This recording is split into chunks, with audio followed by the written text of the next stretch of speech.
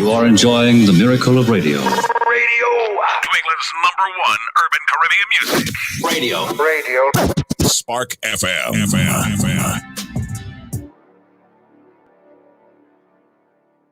Igniting the airwaves. Spark FM. When we came up with that name Spark, it just seemed so necessary because we're putting the spark back in New England. We're igniting it back up, turning the flames on, getting it nice and hot so that when we are ready to, really get back out into the world and things start opening up, that, we can make a greater impact and really go forward with marketing and promotions and making sure that people understand that we are there for them. It was built by us, for us. Oftentimes, big name media brands market to this community, but don't really serve it well. What Spark aims to do now is to really kind of give back with resources and attention to different things that are going on within these confines of urban Boston. We've seen Stacey Abrams do it. We've seen Killer Mike do it with Greenwood Bank. We're now starting to see an uprise of a lot more sustainable leadership coming out of the Black community that's so important for all of us growing. Right now, Black and brown businesses face a struggle with getting capital, getting recognition, getting support, just getting media attention. So Comcast Rise came at a time where business owners are literally looking for any type of help. Because we're a digital radio station, we rely heavily on technology.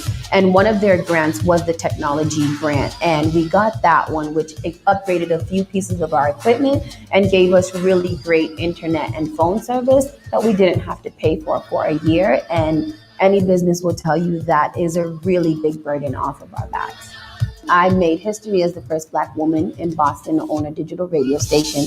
And we started to get picked up by different publications pretty much across the nation. And what that did was really kind of position us to be able to move forward in a really great way. So our next steps are literally to grow this, build the foundation, really get the blueprint settled, and have a good way so that we can expand to the same pretty much demographic in a different geographical location. We're thinking either North Carolina or Atlanta, but market research will tell us when it's that time.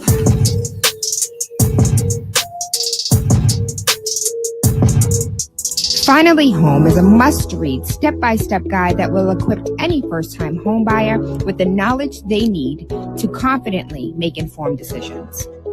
This book provides answers in simple and clear terms to most, if not all, of the questions you may have about credit, home ownership, and generational wealth. Finally Home equips the reader with the confidence to be engaged with the home buying process without feeling vulnerable or exploited. Tayla Made Real Estate Easy is not just a catchy hashtag. It is real estate agent and radio personality Tayla Andre's goal. A goal to simplify one of the most challenging processes you will go through as an adult. A goal to educate you properly on credit and teach you the strategies to finding the home of your dream. It is not just a good book or an easy read. It is the secret to a seamless home buying experience. Good rising, good afternoon, good evening, or good night. I am Tayla Andre. Waking up with Tayla Andre has absolutely nothing to do with the time of day we link up, but about waking up your third eye with unorthodox conversations leading to universal consciousness. We got the intern in the building. Shout out, intern. Hi, Jules. Hold on. That's mic 3, right? Yeah, 3. Say something. Hi. Can you hear Okay. me? Yep. Your mic sound nice. What's going on, Jules? Nothing, just dealing with school. Dealing? That doesn't sound positive at all. I thought you were happy with school. What's going on? It's midterm season. Oh, okay. Yeah. That makes all the sense. Nothing else needed. As far as news is concerned, I am very, very happy to report. So back in November, December, we reported that a young teenager, a Black teenager, went missing and nobody had any answers. He was found dead in a sugarcane field. There is a woman that is now charged in the disappearance of Kawan Bobby Charles, who was 15 years old, last seen in November with a white woman and her 17-year-old son. Technically, he was out with the 17-year-old son, and a white mama came and picked him up. And so Janet Irving, 37 years old, is facing charges in the disappearance of Kawan Bobby Charles, who was 15 years old, found dead in a sugarcane field last November. Investigators say that Charles, a black teen, was seen with Irving, who is white, and so is her son, who was 17. According to the sheriff's office, Irving is facing charges that include contributing to the delinquency of a minor and failure to report a missing child. Charles' family said, and those are like, that's nothing. What is that, a misdemeanor? A slap on the wrist? This, for me, this is modern day Emmett Till. And the truth of the matter is, as long as they don't find, right now, they don't have any evidence to link her to his death. These charges came months after the family has been demanding Irving to be charged with Charles' disappearance. The Charles family says that they believe law enforcement did not take the case seriously because Charles was black. Police refused to issue an Amber Alert when the family reported the teen missing, telling them that he was probably at a football game. Officers maintained they followed proper protocol, and there was no evidence to suggest the teen was abducted or that they needed to issue an Amber Alert. And so it was previously reported that Liberia Parish coroner listed the cause of death as likely drowning with muddy water in his airways and hyperinflated lungs. The preliminary report indicated that he had no injuries before his death. Scars and bruises were likely caused by the aquatic animals while he was in the water. We will continue to fight. We will continue to advocate for Kawan's family, and we will work tirelessly in our pursuit of justice, transparency, and accountability, said the lawyers for the Charles family. A local organization called Stand Black told reports that the filing of the charges against Irving is a step in the right direction. Today is the starting point, but this is going to be a marathon, not a sprint. And now we must mobilize to change the laws that protect against these sort of atrocities. We must pass legislation that protects children and laws that reform police accountability. Irving is currently booked at the parish jail, where her bond has been set at $400,000. Amen. Hallelujah. Thank you. I need her. So for me, I need her to sit in jail for a minute. Like, I need her to see what it feels like, because she knows something about something. Charles' death is ongoing, and they expect to make more arrests, but there is nothing else for them to tell us. I want all the answers. But she's arrested, and that's the least thing that we can ask for as of now. Good rising. How you doing? So New York City taxi drivers shut down Brooklyn Bridge in a demand for debt forgiveness. We shut down the Brooklyn Bridge because only direct action will get us what we need. The medallion debt forgiveness now. And so taxi workers in New York City shut down traffic on the Brooklyn Bridge on Wednesday. And of course, like, I get it. When Lyft first came out, y'all know I was a Lyft driver, right? Y'all know I'm a hustler for real. So when Lyft first came out and had the big pink mustaches on the car, you remember I had a pink mustache? No, you probably don't. I had a big pink mustache on the car. That's how Lyft first identified themselves when they first came out in 2014. Oh, yeah. Okay, Yeah, you remember that? I had a big ass pink mustache. And so they shut it down. So the medallion, from a press statement from 25,000 member union, says that dozens of yellow cab owner drivers were involved in the action. Drivers have seen between 80% to 90% drop in ride sharing since March 2020. Traditionally, taxis in big cities require medallions, official licenses that allow yellow cabs exclusivity. Oh my God. Say the word, Julian. Exclusivity. Exclusivity. Yeah. Yes. To pick up street rides. New medallions are either sold by the city or more commonly bought through auctions. In 2018, 9 for-hire drivers in New York City died by suicide, crushed under the financial pressure of debt owed on their medallion. 3 of them were yellow cab driver owners. And so, hardworking taxi medallion individuals and owner drivers entered this industry believing the city would run a fair system. New York Attorney General Letitia James said in November, instead, many of these workers are small business owners were sent down a rabbit hole of financial ruin. The union is demanding that the outstanding medallion loans be capped at $125,000 and refinanced for no more than 20 years at $757 per month with a 4% interest rate, which is absolutely crazy because I can go to New York right now, turn on Lyft and drive around and not have to pay a damn thing for a medallion. Last time I checked, medallions were $500,000. And you kind of like worked your way, worked it off. It's a whole damn loan. It's a home loan. That's a lot of money, $700 a month. Julian, do math real quick. If, let's say let's say $20 for a ride. Right. How many $20 rides do you need to do in order for you to pay off your $757 debt? At 4% interest. 20, like 140-ish. 140 rides? Yeah. That's including 4% interest? Plus 4%. Let me do the 4% interest.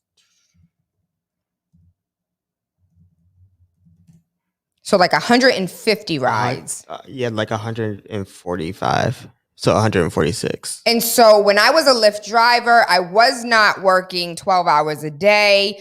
I was doing maybe like 6 to 8 with 15 rides approximately. And so how many 15 rides a day? Let's keep it simple. 15 rides a day or 20 rides a day. Times $20. Yeah. What is that? Like a good week? You work a whole week just to pay off the medallion.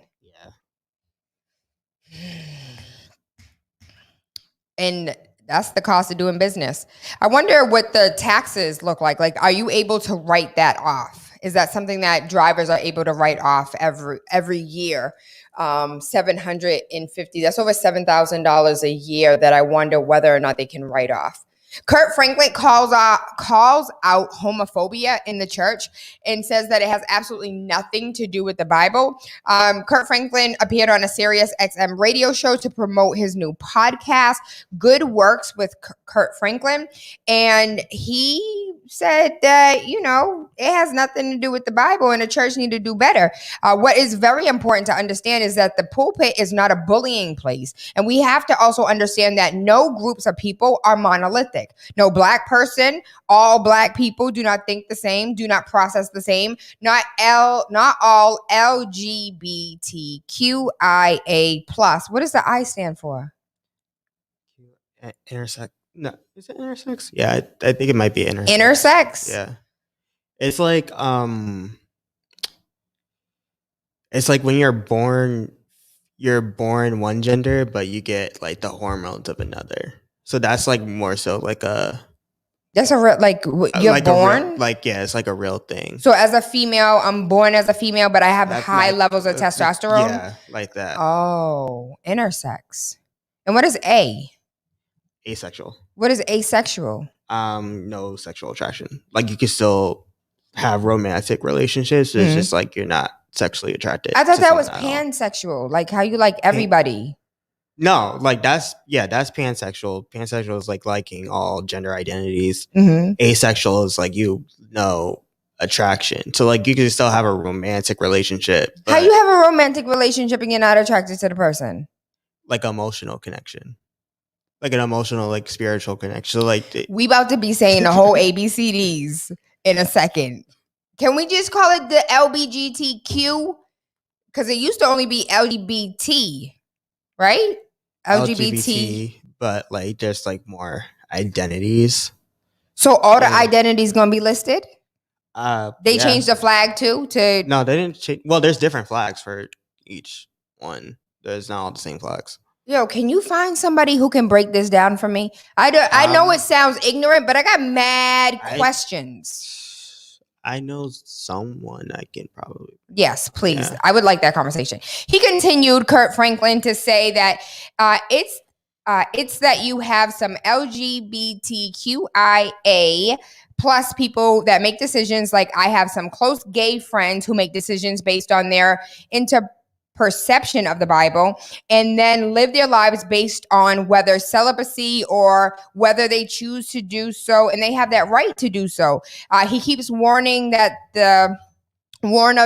using the Bible to justify homophobia is not what we should be doing. He's further explained, we need to not weaponize the Bible to cover up a lot of times our homophobic views that have nothing to do with the Bible. A lot of people that may profess Christianity, they have views that are not even Bible centric. Their personal views that they do not understand sometimes may be biology of homosexuality, and so they want to find a scripture to try and justify their own homophobic views. You can't abuse people from a platform because that ain't love. That's not the gospel, to take a microphone and weaponize it to hurt people and condemn people. Amen. Hallelujah. GP, are you with me? Oh, yeah. So shout out to Kurt Franklin. And I really hope, I've been seeing recently, like in Brookline, white churches have like the gay flag. And it's just like, all are welcome. Maybe. Yeah. I think Start paying attention. On where in Brookline, because I don't go to all the places in Brookline. I only go to one place. Not even Brookline. Just pay attention when JP, I definitely see it. Who? JP. JP? Yeah. Yeah. Everywhere. Do more Black Americans are permanently changing their financial habits, and they say it's due to the pandemic. It's not due to the pandemic. It's due to folks being woke. People are really waking up and taking a look at their paychecks and looking at how their spending habits are really affecting not that just themselves, but their future generations. Research says that 74% of Black Americans are making changes in their spending habits. And I am super excited because I want to see more Black businesses thrive and win. And I want to see, honestly, I would love to see a study to find out how long the dollar, look up the last time the study was conducted for the length of time money stays in a community. And so last time it was like 30 plus days in the Jewish community, 8 hours in the Black community. And that has been circulated for over a decade. So I wonder if a new study has been done in order to let us know whether or not our 8 hours has now gone to maybe like 12. Okay, I think I found something. You think you found something? So it says, where's the study from? I'm reading the article right now. Okay, keep reading. According to the study, Black people were 32% more likely to have lost their jobs during the pandemic, and 42% feel they do not have adequate savings. Another shocking revelation is that 41% feel they do not have enough funds for day-to-day needs. By tapping into online budgeting tools, calculators, and other resources, people can make small changes that really add up in the long run. A financial plan doesn't have to be complicated. I like to think of it as a roadmap to ensure you're on the right track to achieving the life you envision for your future. And so while it's good news that more Black Americans are feeling optimistic, the research also indicates there is still work to be done. Unfortunately, the wealth gap for melanated Black people in America seems significant. In addition, when insurance and retirement solutions fall lower on the priority list due to crisis like job loss, it then affects long-term financial outcomes for people and their families. For that reason, we are committed to educating the community about the importance of planning for their financial future. And so I'm excited. I love this. And that quote was actually Eric D. Bailey, the founder of Bailey Wealth Advisors in Silver Spring, Maryland. And so you found it? Oh, yeah. How long our money stay in our community? So the lifespan of a dollar in the Asian community is 28 days. In the Jewish community, it's 19 days. This went down?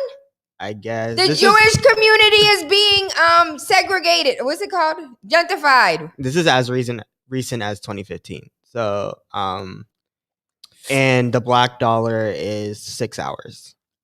Damn, we went down. Yeah, that shit was at like 8 before. We're at 6 in 2015. This is this article is from 2015. That was still 5 years ago. I think we've grown a little bit. 6 hours? 6. That's what it says. Yo, keep your money in your pocket and spend it in the Black community. So this comes from a book. Maggie Anderson. She wrote Our Black Year: One Family's Quest to Buy Black in America's Racially Divided Economy. He said they just making stuff up.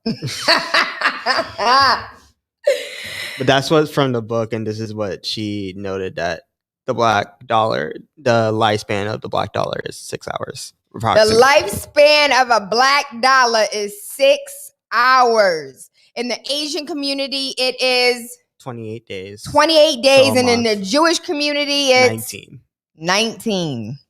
What about the white community? They got just white people? Well, what about Latinos? Let me see. Or those are the only groups? That's the only groups. Those are the only groups? Okay. Yeah. We gotta do better.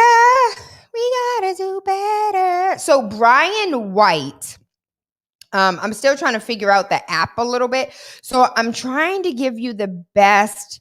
So Brian White was in Moesha, Second Time Around, The Shield, Justice, Football Wives, Moonlight, CSI,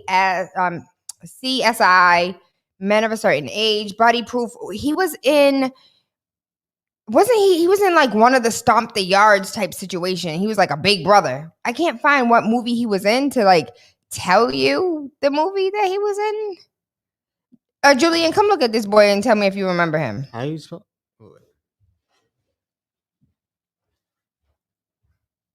This one, Brian White. He was in Stomp the Yard, right? Yeah. As the big brother somebody? Yeah. He was the hater.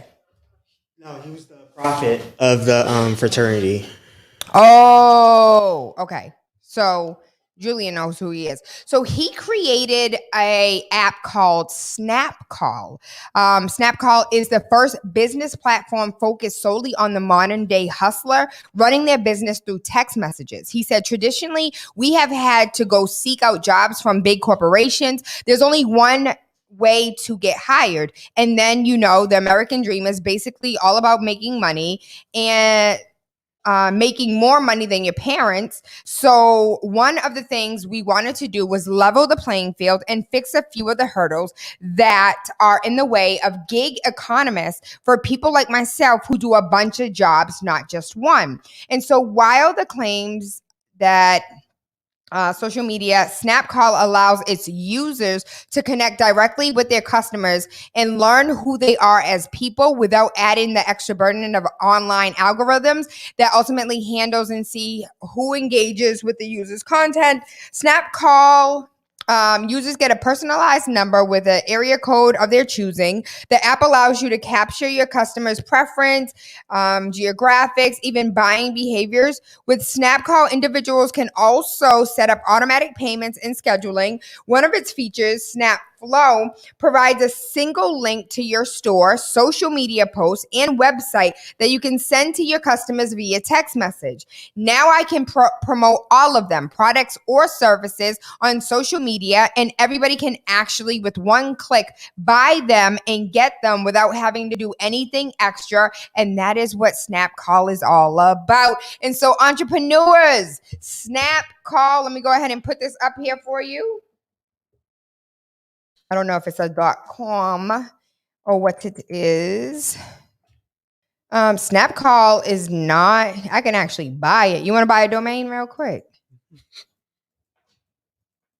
SnapCall. How do I get it? Oh, it's snapcall.io. And doesn't .io allow you to, it changes the interface of everything so you can have an app-based feel on a web browser?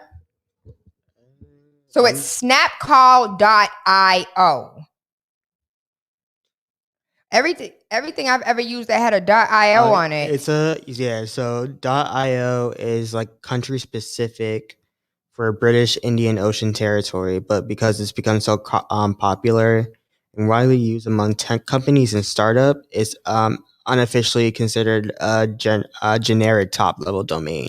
Oh, he didn't have all the money. I'm lying. I don't know what the reason is for, but it's snapcall.io. And I've been trying to play with it. I haven't spent that much time on it, but being the hustler that I am with multiple freaking jobs, I think it is going to make life a little bit easier. And Julian, I just want to give you a shout out because I took a look at Social Pilot and Social Pilot going crazy. So thank you. Thank you.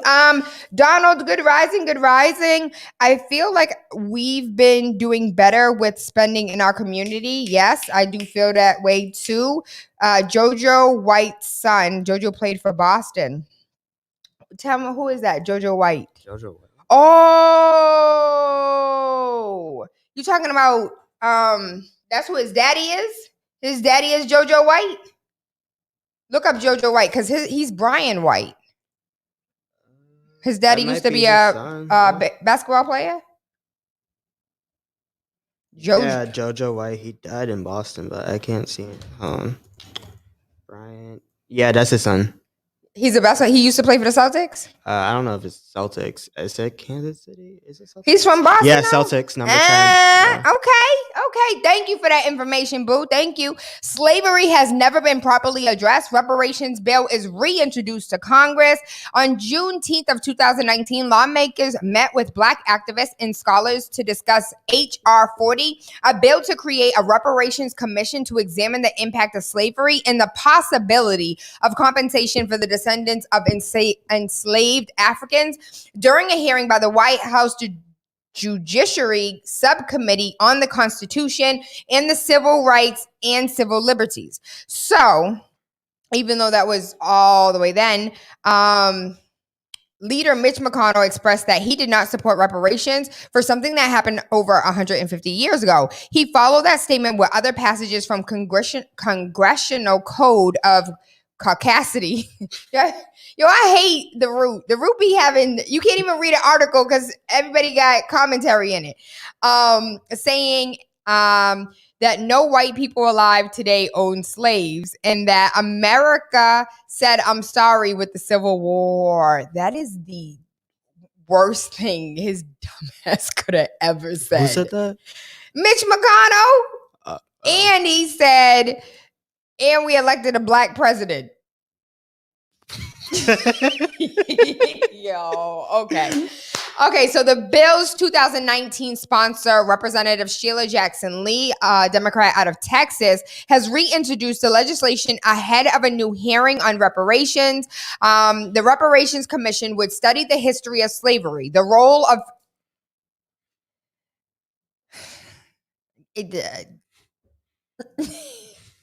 I really want to cry right now because the Reparations Commission will study the history of slavery.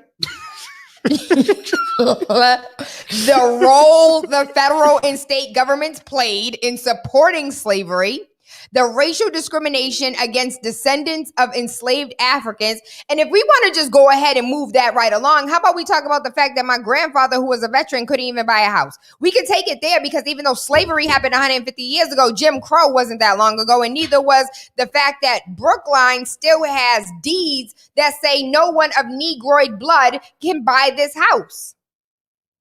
I actually think I want to talk to a representative and see who we can get to put together a bill that any house sold in Massachusetts that still has no Negroid blood can purchase this house, be sold at the price in which it was worth back when the deed was created to only a Black person.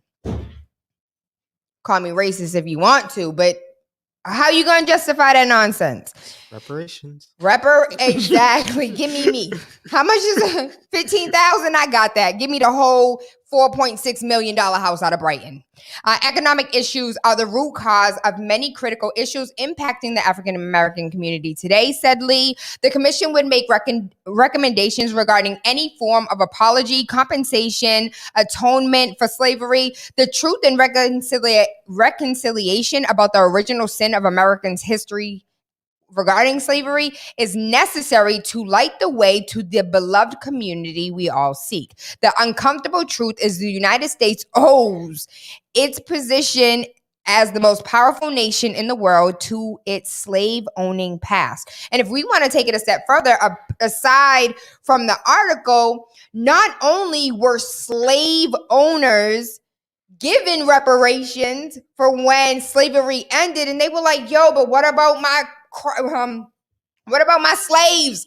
Y'all took my slaves and you ruined my crop. And they were like, oh, you right. Here goes some money because we're sorry that we took away your productivity. We took away your product.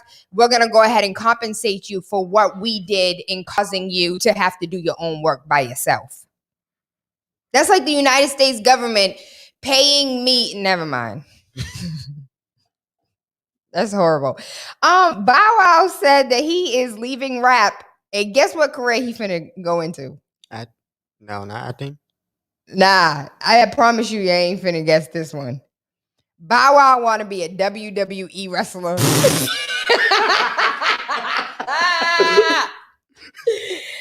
want to be a WWE. Is it WWE or WWF? It used to be WWF, but it's the WWF is for the Wildlife Federation. Yeah, the Worldwide Wildlife Federation. And so they had to renounce the F and they made it an E for entertainment. The Worldwide Fund for Nature. That's what the WWF is. So now it's the WWE. Yeah. The WWE. So Bow Wow is looking to make the jump from recording booth to the wrestling ring. So wait, so he's not gonna do that album where he's talking about his ex-girlfriends? I don't. He might. What is that? Another entanglement? No, like literally, like I think he said this on like the reality show he's on, Growing Up Hip Hop. He was like, I'm gonna do one final album. And it's gonna be about all my ex-girlfriends, and all the songs are going to be named after all of his ex-girlfriends. Oh, that's so dirty. I actually want that album to come out. I know nothing about Bow Wow's life, and I don't watch Love and Hip Hop, so I don't know what like the insanity is. But that's kind of funny. So for most women in straight couple relationships, the invisibility isn't new or surprising. As humans, as citizens, as taxpayers, as breadwinners, we're used to being regarded as someone else's appendage. And so this comes as the economic impact payments, the EIP, to American families started rolling out by mail and direct deposit at the end of December. But many eligible citizens are still waiting for their payments. One big surprise in store for eligible tax-paying women who filed jointly with their male spouses, the money went to the spouse. I said this yesterday. I say it all of the time. The white man didn't want his wife to have a damn thing ever, and that's why she considered a minority today. And still in 2021, it's horrible because white women, or all women in general, who are receiving the EIP now have to look at whether or not it went in the name of their husband. And so the article is like, ladies, you're going to have to start opening your husband's mail if you're looking for your check because it came in his name, not yours. And that is only if you file jointly with your husband. And not everybody, I don't want to say victim, but not all women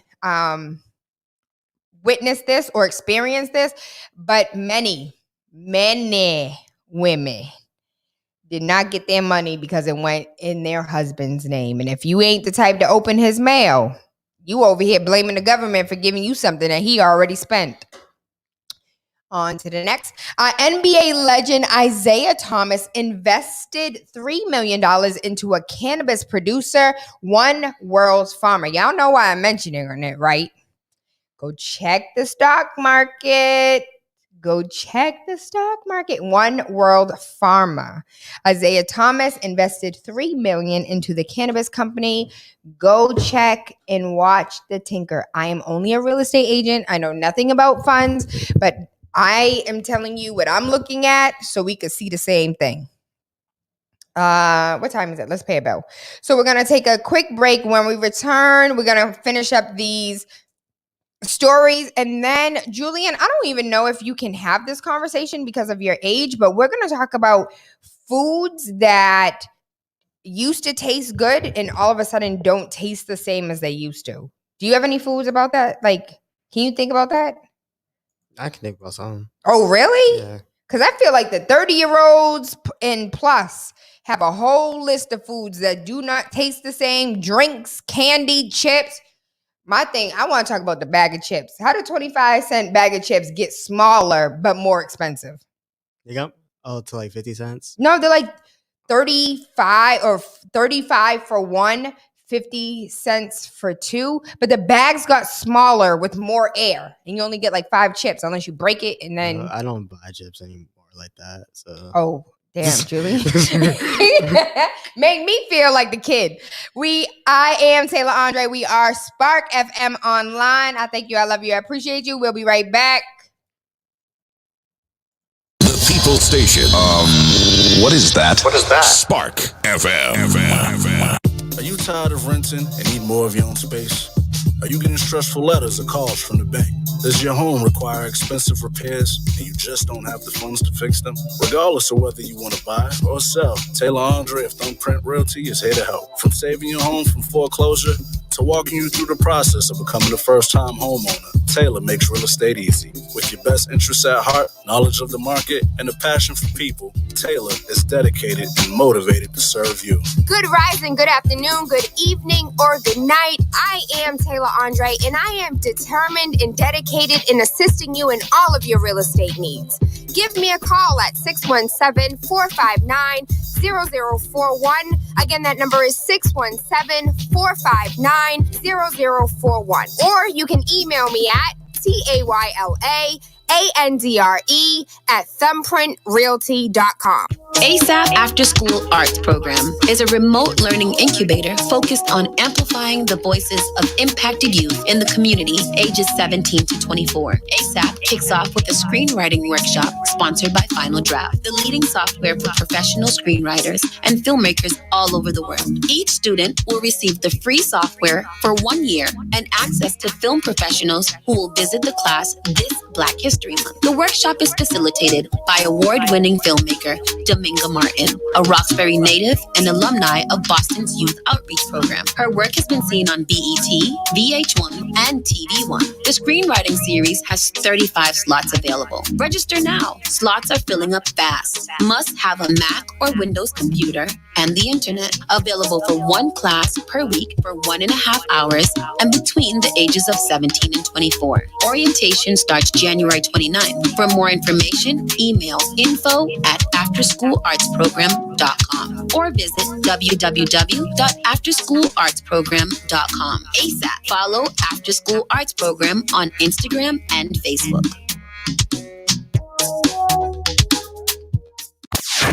Let's start with the big question. Who are you? The all-new Spark FM. Spark FM, Waking Up with Tayla Andre. Waking Up with Tayla Andre has absolutely nothing to do with the time of day we link up, but about waking up your third eye with unorthodox conversations leading to universal consciousness. We got the intern in the building. Shout out to Jules. He don't get coffee. He just give commentary.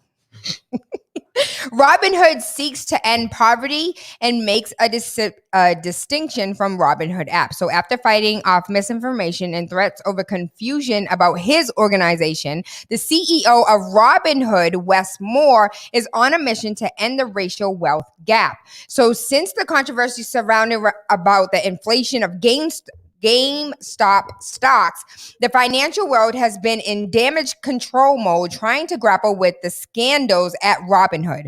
But while some investors sought out answers from the financial service company, they began to stumble upon an anti-poverty organization with the same name, Robinhood. So Robinhood, the stock is one word. Robinhood anti-poverty is 2 words. Over the last 30 years, Robinhood has partnered with more than 250 nonprofits to support food, housing, education, legal services, and workforce development for New Yorkers living in poverty across all 5 boroughs. Now, the CEO of the nonprofit Westmore is speaking out to make its distinction between him and the trading app. He said that level of confusion is a level of misinformation, and truthfully, the threats that came along with it were something that helped me realize that we're dealing with a much bigger challenge than we may have anticipated. Following the days of the mistaken identity, Moore and his team sought to clear up the confusion and raise awareness of the philanthropic work that Robinhood and the organizations focus on closing the racial wealth gap. But he said that what he said was, we have a problem here in America, and this is not like, we all know this, right? And he truly believes that the problem goes a lot further than just not making enough money. Going back to the reparations conversation, we do need to have a conversation with our families about life insurance and life insurance policies, because many of us do not have them. Mothers would be in a different position if they took life insurance policies out on their children, and children would have better situations or better outcomes if their parents had life insurance to begin with. And so we've had life insurance conversations, and we will continue to do so as well. It will cost billions of dollars to close the educational digital divide. So Boston Consulting Group, Common Sense Media, and the Southern Education Foundation issued a report last month about the big picture of digital equity in education, as well as potential solutions. And they said it's going to cost billions of dollars. The report noted that divide had disproportionately affected rural states and 40 to 50% of students in Alabama, Arkansas, Oklahoma, Mississippi since the start of the public health crisis. Sometimes in conversations about education equity, it can be very bi-coastal conversation or a big city conversation, but it's really impacted rural and southern states in a extreme disproportionate way. The divide was also severely affects Blacks, Latinos, and Indigenous students, who make up about 55% of the disconnected students, while represented about only 40% of the total affected students. And so 60% of disconnected K through 12 student families are unable to afford digital devices, and about 25% of them, rural and Native Americans, lack access to reliable broadband service entirely. Approximately 40% also face insufficient digital literacy or language barriers. Schools across the country received $1.5 billion in Federal CARES Act funding last year to help close these gaps as schools pivoted to virtual learning. Here in Boston, I have not seen an article that gives specific numbers, but in the spaces and conversations that I sit at tables at, many students have not logged in this entire school year. There are so many students that are so far, are not graduating this year for whatever reasons.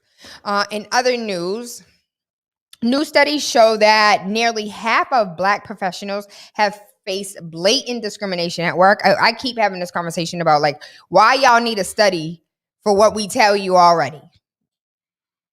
Why? The result of the study are shameful, yet staggering, yet not surprising. Nearly half, 46% of Black professionals ages between 18 and 34 have faced blatant discrimination and or microaggressions at work. And had they stopped and brought it from 18 to 45-year-olds that have been in the workplace and have had blatant disrespect. I remember having a conversation with my Nana, and we were talking about racism, and she was just like, people got it twisted. She was like, the first time I really experienced racism was when I lived in Boston and I was working at Northeastern. I was like, nah, Nana. She was like, yes, there was a couple instances where somebody called her the N-word. And then one white woman had a Black husband, and she went ahead and brought her beautiful black baby boy to work. And one white woman was like, that baby will always be black despite his mother being white. I don't know why she did that to herself. My grandmother was like, I feel like she forgot I was even sitting there. She was like, you know what I mean, Carrie. She was like, I didn't say nothing. But my grandmother said the only time that she really experienced racism was here in Boston. She said in the South, if they don't like you, they'll just tell you, I don't like you because you're black. But in Boston, say it, Nana, say it. So LinkedIn's new research helped shine light on the challenges and experiences of Black professionals in the workplace. As business leaders, it's our responsibility to be inclusive by providing support, empowering talent, and ensuring all professionals, especially those from underrepresented communities, have access to resources and tools that enable them career advancement. At LinkedIn, we seek to understand the role we play in uplifting Black professionals to thrive in their careers. But there's not much that you can do when there's bias within every career. So you could do everything you want to lift up. You could change algorithms, but people going to hire who they want to hire based on whatever bias they may or may not have, period. Last, as far as the numbers are concerned, the numbers speak for themselves. 1/3, 34%, feel they have been overlooked or intentionally passed by for a career advancement opportunity because of their race. 81% of Black professionals say it's important to see other Black professionals in positions of leadership. And 25% say they feel they have faced retaliation for speaking up against racial issues or topics around diversity, equity, and inclusion in the workplace. Not to mention, we're overrepresented in minimum wage jobs, hired and promoted more slowly, and were paid less than any other racial group. Let me just check these comments real quick. He said, good old Boston. Yeah, that's what my Nana said too. She said she ain't never coming back. Up to 12 million children live in food insecure households. The COVID bill seeks to address it. And so study after study after study, up to 12 million children live in a household where the children didn't eat enough in the last 7 days because they couldn't afford enough food. Going back to yesterday's conversation, if you know anybody who is in need of any type of food resource, I want you to go ahead and visit this website. And it's nextleads.org/connect. If you know anybody in need of food resources, go ahead and have them visit this website at next, N-E-X-T, leads, leads.org/connect, and fill out the information so you can get a phone call so we can make sure that you get some food in your belly. If you or anybody you know needs any type of food resources, this is Dr. Tia Martin's nonprofit organization. This is something that I am working on, Julian is working on, and a few other community members are working on. And so if you know anyone in the city of Boston that has any type of food insecurity and is in need of food, it's from Miss Shirley's Pantry. Good rising, good rising. Miss Shirley don't play. You are not getting canned goods. You're not getting canned string beans and a jar of peanut butter and telling you good riddance. Miss Shirley gonna make sure you eat. There's some food, there's some eggs, there's some milk. Some of them have chicken, beef. It really depends on what she has access to, but the boxes are 50 to 75 pounds each.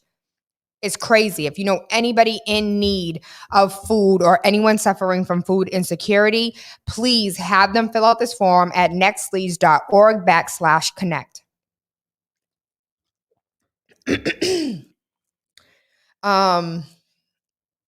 By comparison, in December of 2019, 1.1 million children lived in households where children didn't get enough to eat at any point in the last 30 days.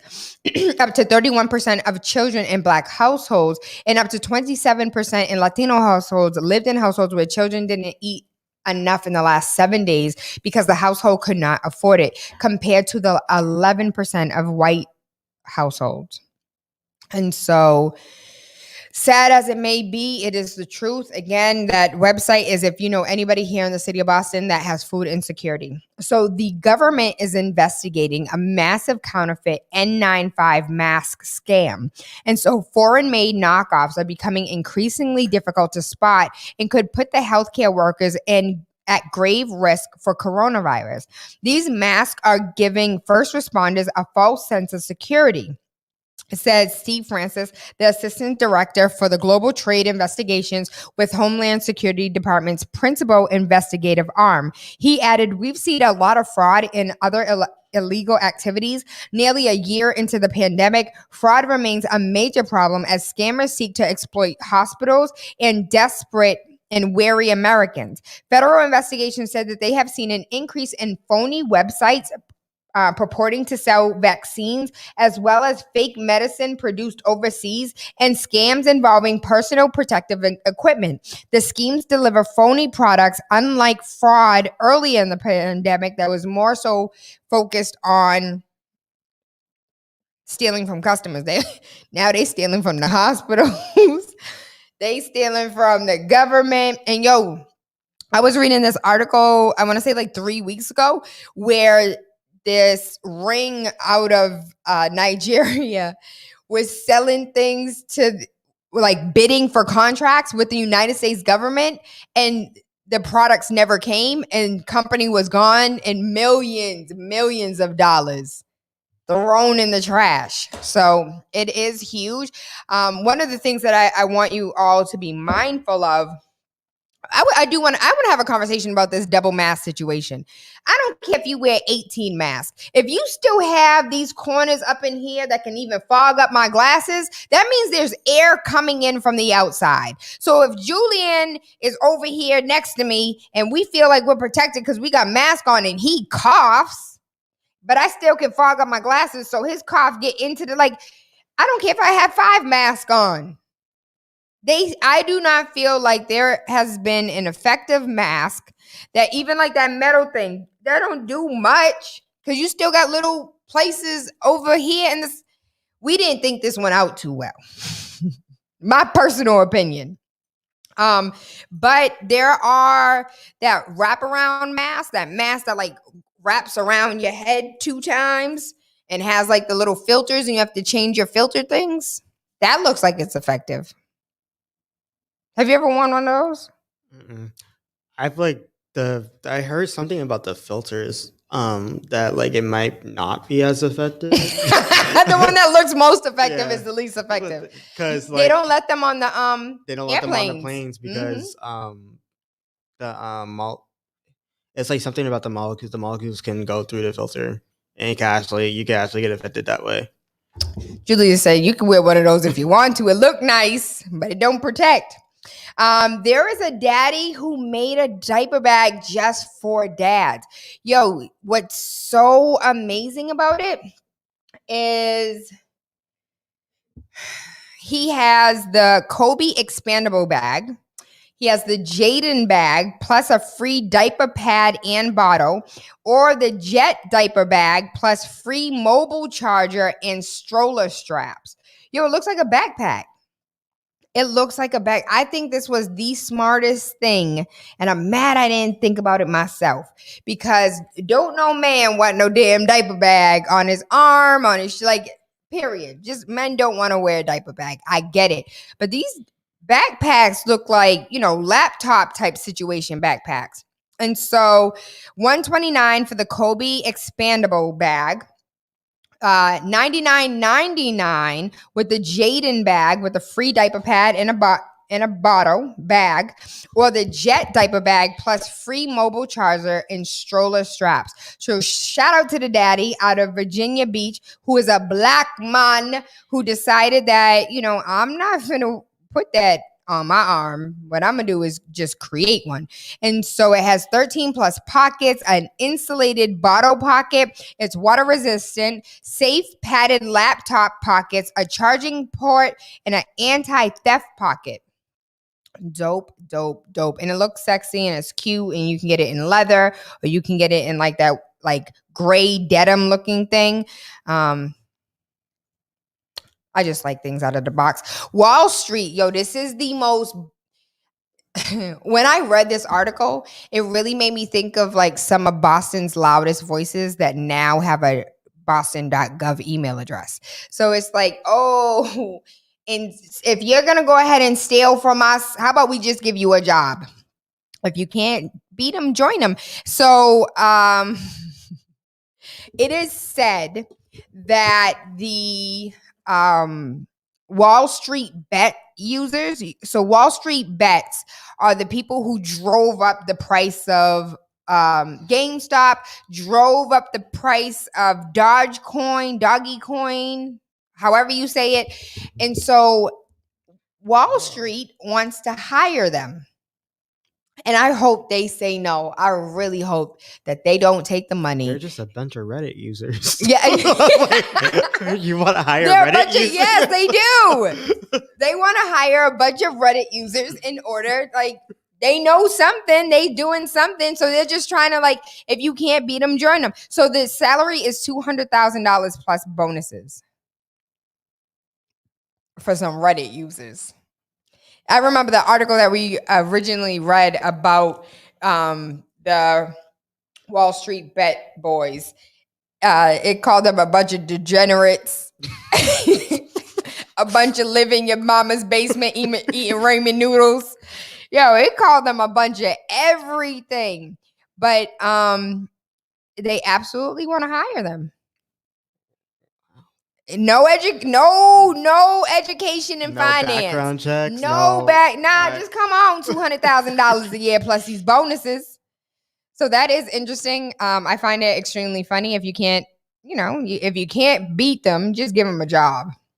I live in the city of Lynn, and the school department is giving meals out 3 days a week. I don't know if Boston is doing it, but it's under Project Bread, and it's from 0 to 21. What's the website for the food again?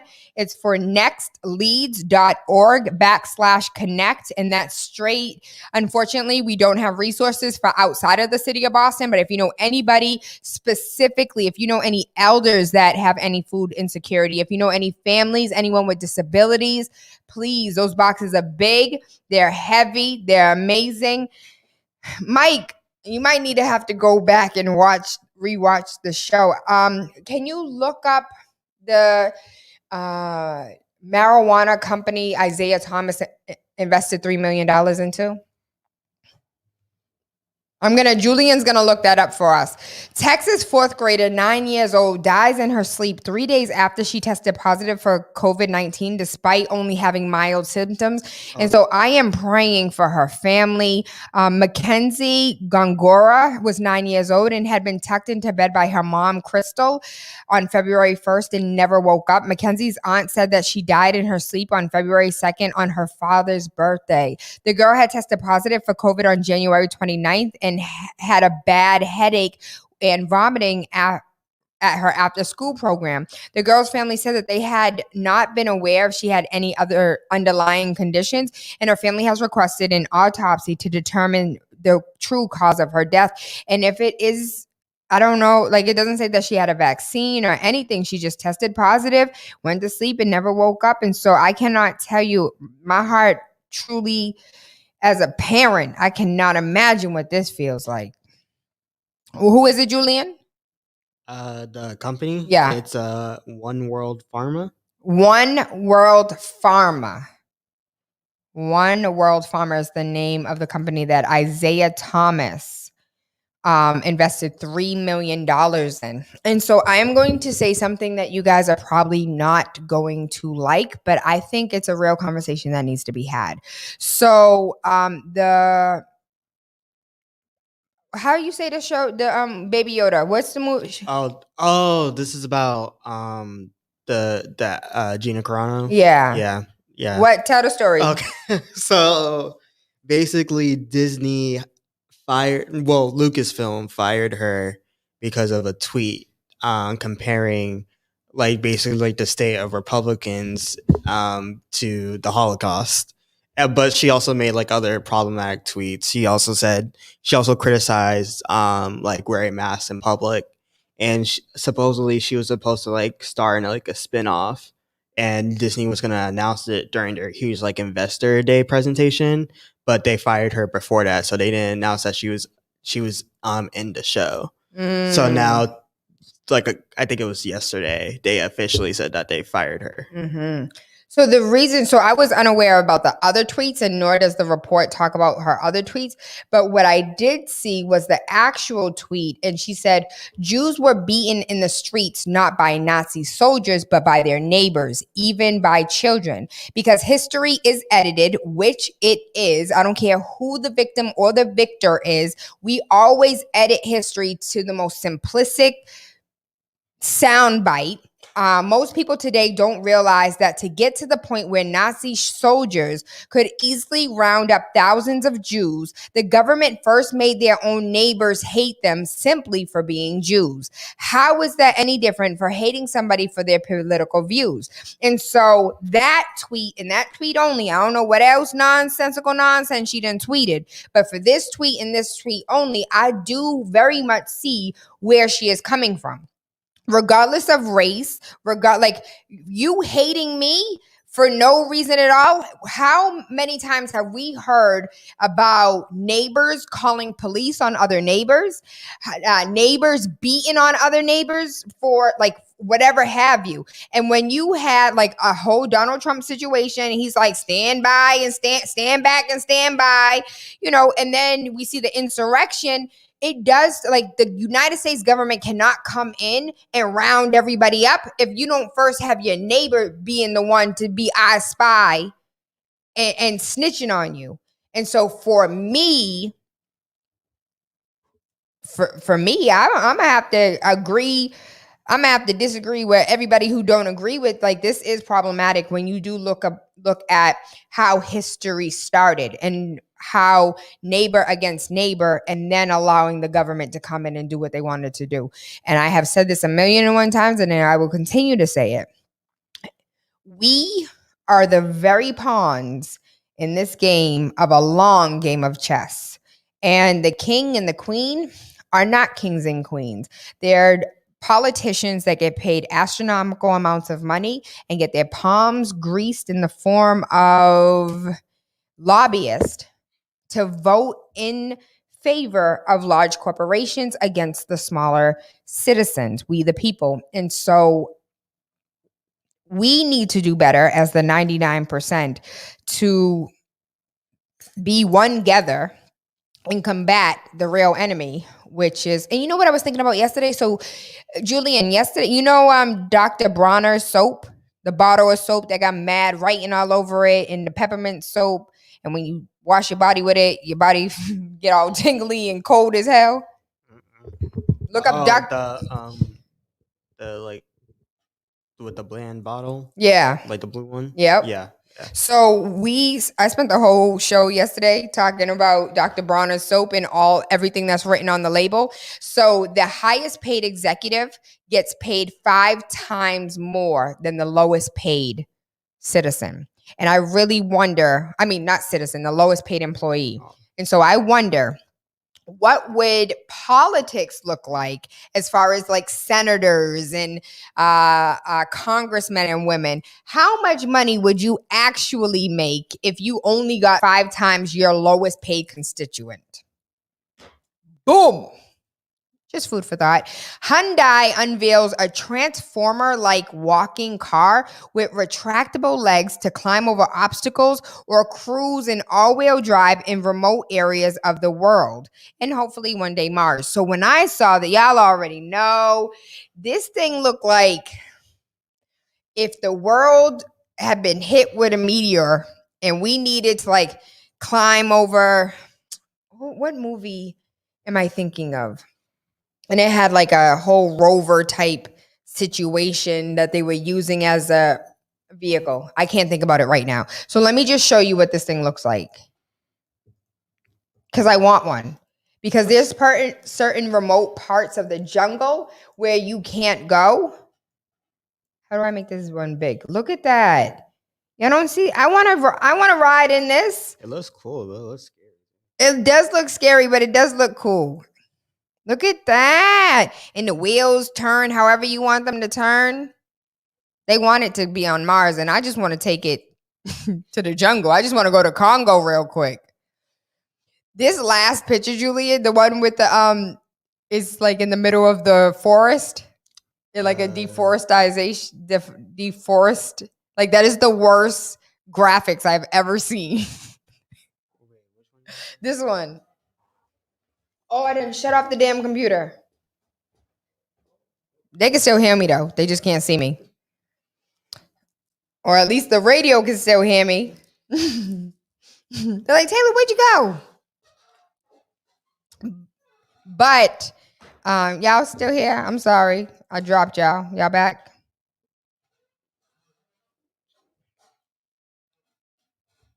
Food out the same. Are we still live? Yes, we are still live. Yo, it looks horrible. Like it's the worst graphics I've ever seen. If you guys are currently not on watching, you can always go to YouTube and rewatch the show. Let me close this out. But I like it. I think it's dope. I like weird stuff like that. I want to take it to the Congo, take it to the what's the forest in Brazil? The Amazon? Amazon, yes. 8 Minnesota correction officers file a racial discrimination lawsuit claiming they were banned from guarding the cop accused of murdering George Floyd. It's not an accusation, baby. He did kill George Floyd.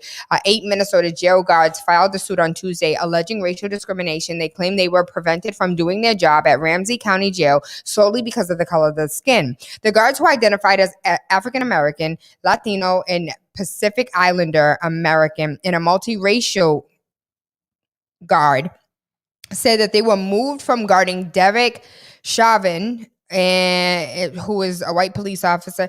Listen, if that's the case, then every black inmate, no, I'm sorry, they're not inmates, they're incarcerated persons. Every black incarcerated person should not have a white person guarding them, if that's the case.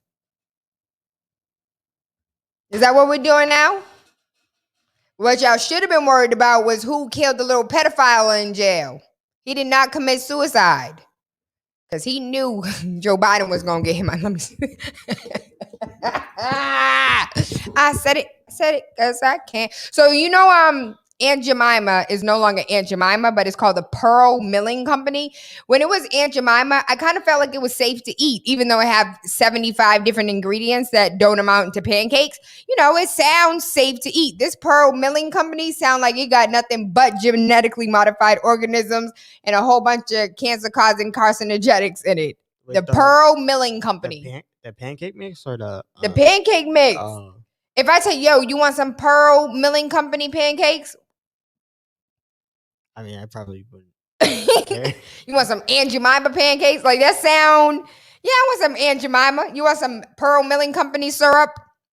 That sound like pure high fructose corn syrup. Even though Aunt Jemima was pure high fructose. English is not my strong suit, clearly today.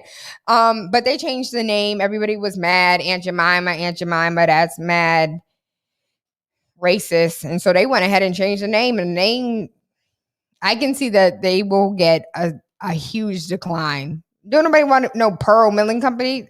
People looking for Aunt Jemima ain't gonna find it. Phone's not connected yet. Next week. Facebook is going to scale back all political content in U.S. news feeds, including posts from family and friends in the next coming week to turn down the temperature. This is important. And the reason why I feel like it's important is because this is a form of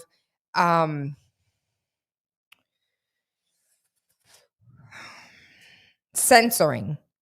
Because if I talk a whole bunch of politics on my page and my family's talking a whole bunch of politics with me and we going back and forth and we're adults that can have an adult conversation, you can no longer see me. That like filters the algorithm even more for people who actually have real conversations instead of be like, hey, yo, y'all watched Love and Hip Hop last night. Like it filters the conversation of how many people you actually see. And we're already seeing how I got 5,000 people who follow me, and I see the same 4 people every single day.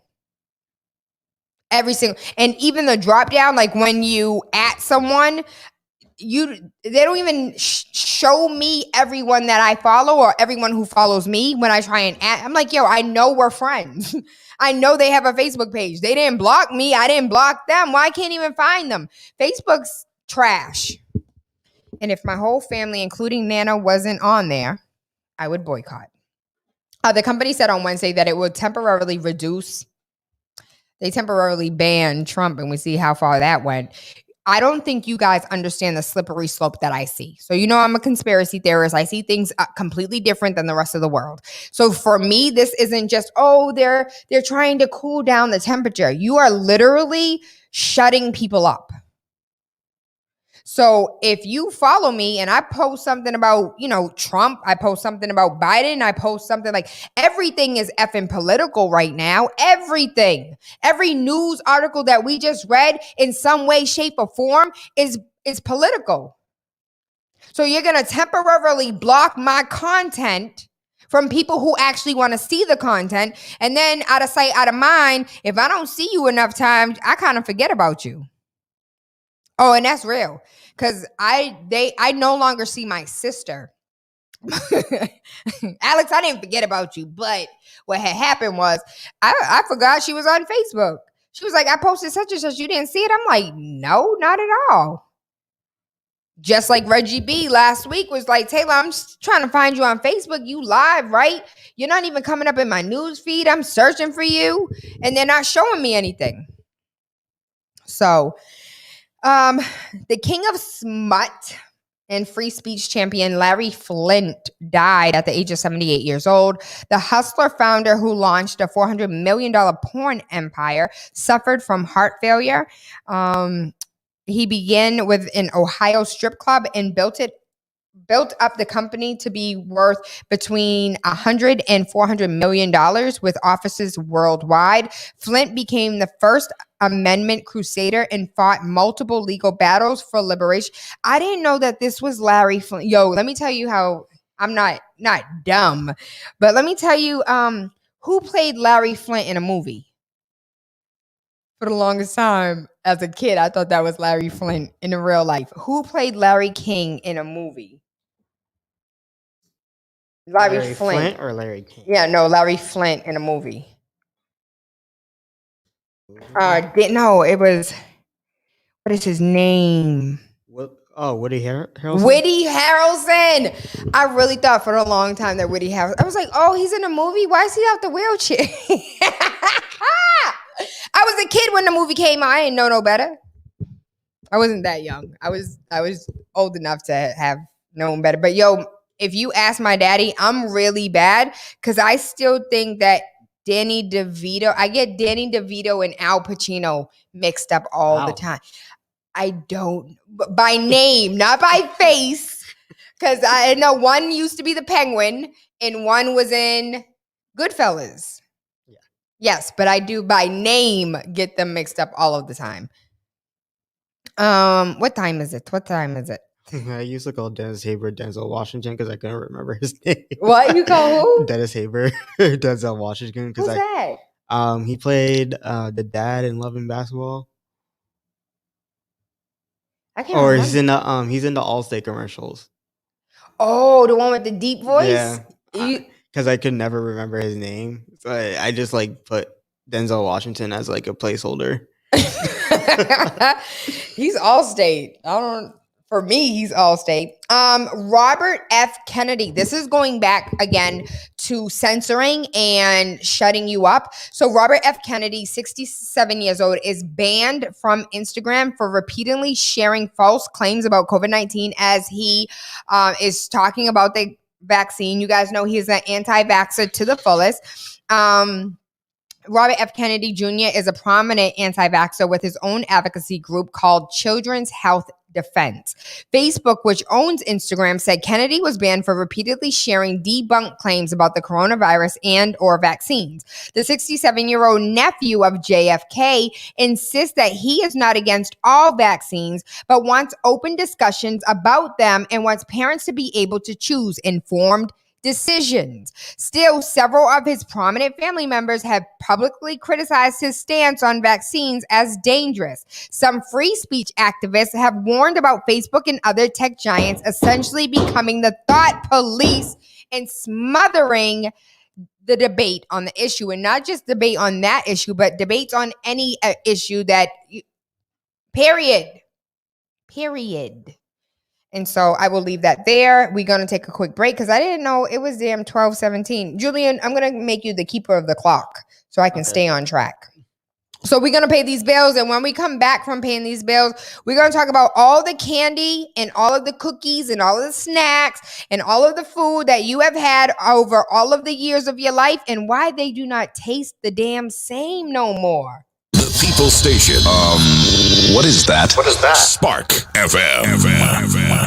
ASAP After School Arts Program is a remote learning incubator focused on amplifying the voices of impacted youth in the community ages 17 to 24. ASAP kicks off with a screenwriting workshop sponsored by Final Draft, the leading software for professional screenwriters and filmmakers all over the world. Each student will receive the free software for 1 year and access to film professionals who will visit the class this Black History Month. The workshop is facilitated by award-winning filmmaker Domingo Martin, a Roxbury native and alumni of Boston's Youth Outreach Program. Her work has been seen on BET, VH1, and TV1. The screenwriting series has 35 slots available. Register now. Slots are filling up fast. Must have a Mac or Windows computer and the internet. Available for one class per week for 1.5 hours and between the ages of 17 and 24. Orientation starts January 29th. For more information, email info@afterschoolartsprogram.com or visit www.afterschoolartsprogram.com. ASAP. Follow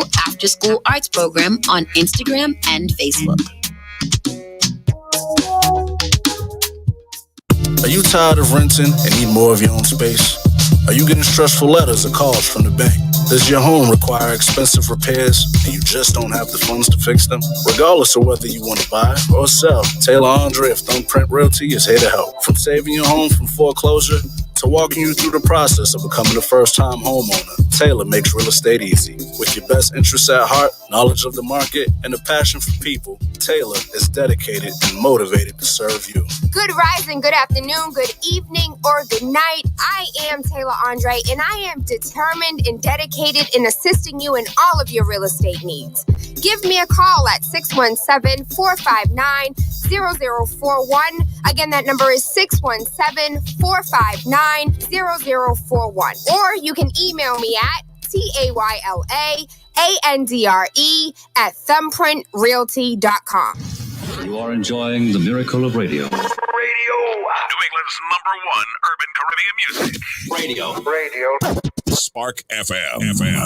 Hey, Spark FM online. I am Tayla Andre. Waking up with Tayla Andre has absolutely nothing to do with the time of day we link up, but about waking up your third eye with unorthodox conversations leading to universal consciousness. I was supposed to say universal health care.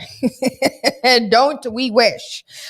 So what are some of the foods that you eat today that just don't taste the same as when you were a child?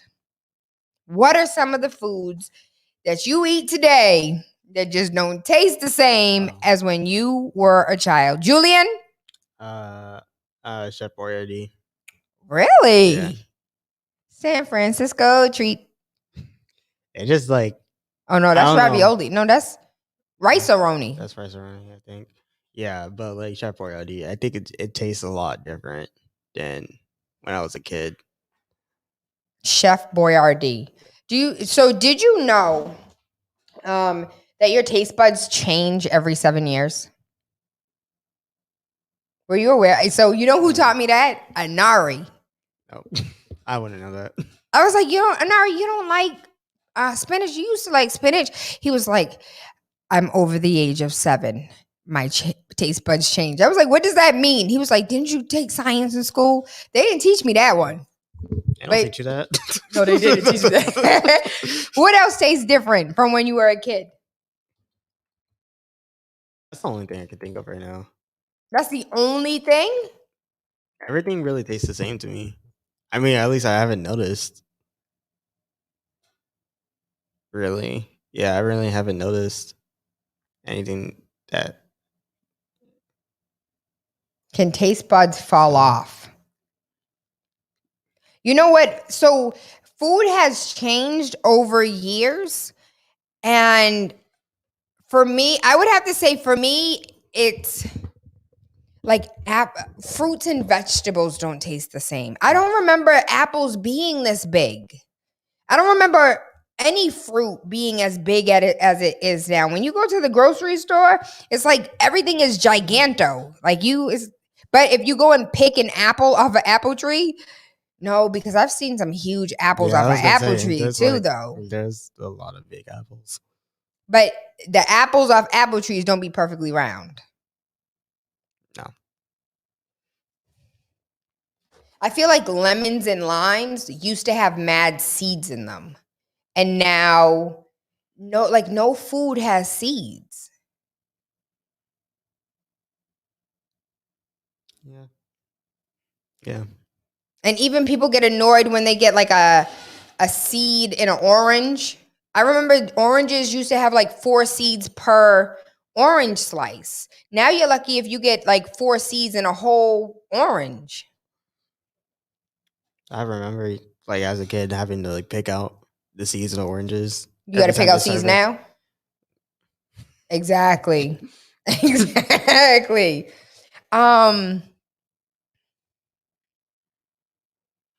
trying to think what other foods don't taste the same as when I was a kid.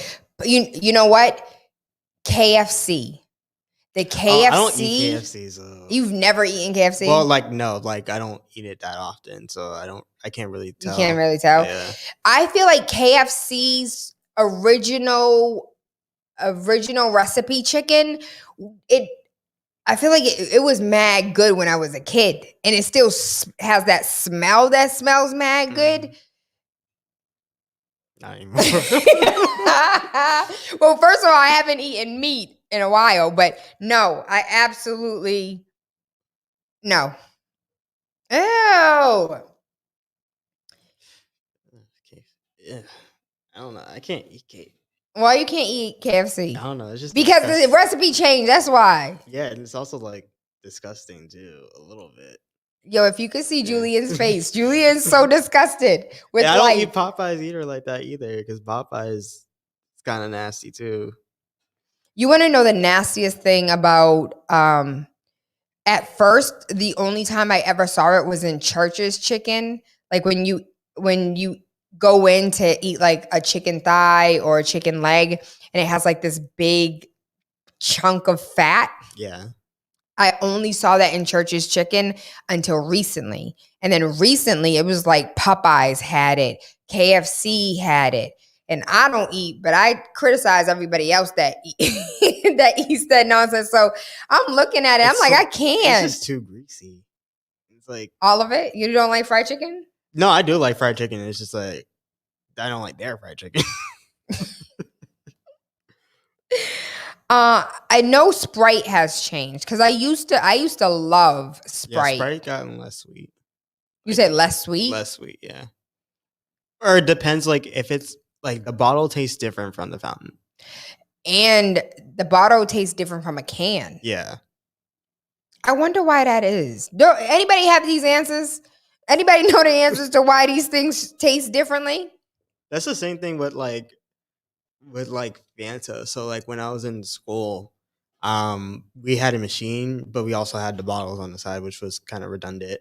But like strawberry Fanta is like a huge thing in California. Mm-hmm. And so like it tastes much different from the fountain than it does from the bottle. From like a bottle. It tastes much better on the bottle than it is on the fountain. I can see why, because maybe the mixture of like the carbon, because usually from fountain it's like 2 things coming into that one. So maybe that's the reason. But did you know like when you leave the United States, Fanta is like the #1 soda? Oh no, like when I was in France, like the Fanta I think I have a photo of one. It's like Fanta bottles are so much different. It's like a combination of soda and juice. In a Fanta bottle? Yeah, hold on. I think I have the photo. when we went to Costa Rica and even when I went to Ethiopia, it's like soda here in the United States is like, oh, Pepsi Cola. But Yep. Mike said Pepsi is not the same. Oh my God, what the hell is this? It's like, what's that orange drink? That like sparkling orange juice. It's good though. It was good. Look at that bottle. That bottle was weird. Y'all don't talk about my nails. I haven't had time to go get them done. That bottle looked crazy though. It's mad big. How many ounces is it? Oh, 1.5 liters. Yeah. Like, where is it? Mike said Pepsi is not the same. I'm not a Pepsi drinker, but Pepsi? What about Pepsi? How you feel about Pepsi? My grandmother loves Pepsi. Your grandma? Yeah, my dad's mom. She loves Asamoah said there is food here in Ghana that tastes never change, even if the recipe change. Kindly help me wish my mama happy, glorious birthday, mama, because a good mom is very hard role to play, but she is a star for this one. Yes. Happy birthday, Miss Chastity. Oh, wait. 50 foods that have changed in the last 50 years. Oh, yes. Read them, Julian. Or 50 ways. 50 ways. Let's read it. Yeah. What foods have changed? So the American farm goes industrial. So that's about like overfeeding chickens and overfeeding cows and how cows and chicken are like people that fatten cows and chicken through like corn and stuff. Mm-hmm. And we read yesterday for the Bronner's label talks about the importance of soil and how a lot of the food that we plant or a lot of the food that farmers plant is being grown in dead soil and it's being fed to the animals. So the animals are eating nutrient dense feed, and then we're eating nutrient dense food or animal products. The introduction of the food pyramid. First unveiled in 1994, the food pyramid replaced the food wheel. I don't want to subscribe. It looks like I gotta subscribe in order for me to. Oh, okay, there you go. There you go. Which replaced the food wheel, which in 1984 replaced the hassle-free daily food guide, which released in 1979. Each installment includes changes and updates to reflect evolving standards and guidelines. In 2005, the similar food pyramid replaced the My Pyramid food guidance system, which was replaced in 2011 with the My Plate graphic. They did change that. I remember that was heavy in school, like in health class. The food pyramid, yeah. That was in our cafeteria. They had the food pyramid, but I think it was in. Was it a pyramid or was it a plate? Because you plate generation. It might have changed from the pyramid to the plate. Because I do remember both. You remember both? Yeah. What else? What is that? What else is on this list? Food chains explode. So America's fast food culture can be traced to 1921 in Whitaker, Kansas, where the first White Castle triggered a revolution in cuisine. Although fast food restaurants and trademark drive-through windows were common sites across the country as far back as the 1950s, Americans over the last 50 years have devoured epic amounts of the cheap, delicious, and unhealthy burgers and fries cooked up every day by America's 50,000 fast food restaurants. McDonald's alone sells 75 burgers a second. What? Damn. A second. That's insane. Oh, shoot. What else changed? Sugar consumption spikes. I know this doesn't have to do with like how it tastes. Nah, but I still want to hear it. The sugar industry began funding research in the 1960s to minimize the health risks of sugar and emphasize the dangers of fat. The marketing campaign apparently worked as sugar consumption exploded from a couple of pounds per person to 123 pounds per person in 1970 to 152 pounds today, or about 42.5 teaspoons per day, compared to the recommended 13.3. Damn, hold on. You got to read that one again, Julian. What? All right, so the sugar industry began funding research in the 1960s to minimize the health risks of sugar and emphasize the dangers of fats. Um, the marketing campaign apparently worked as sugar consumption exploded from a couple of pounds per person per year to 123 pounds per person in 1970 and to 152 pounds today, or about 42.5 teaspoons a day, compared to the recommended 13.3 teaspoons. That's insane. Yo, you know what I want you to look up? I want you to, oh God, what did I want you to look up?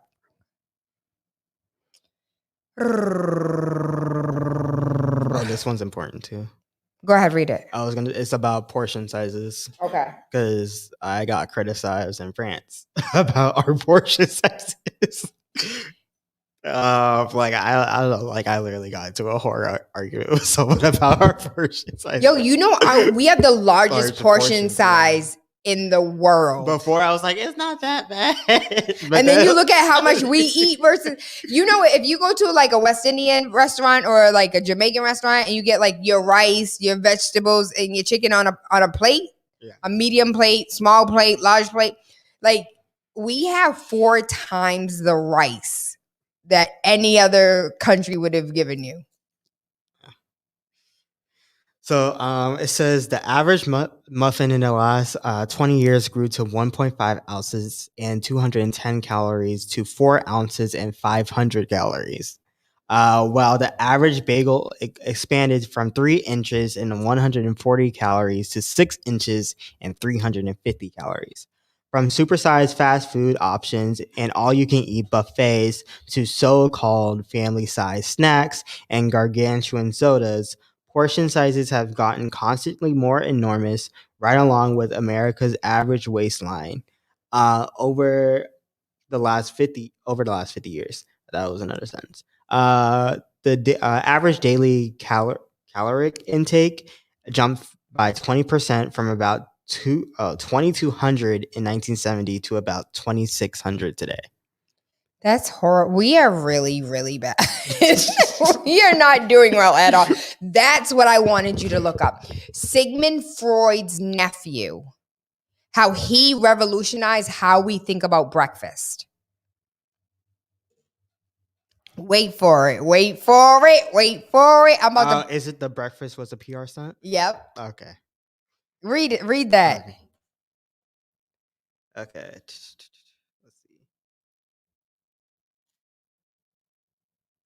All right. Close your eyes. Wait, actually, don't close them. You can't read this if your eyes are closed. Okay. I told you them commentaries. You can't even read articles no more.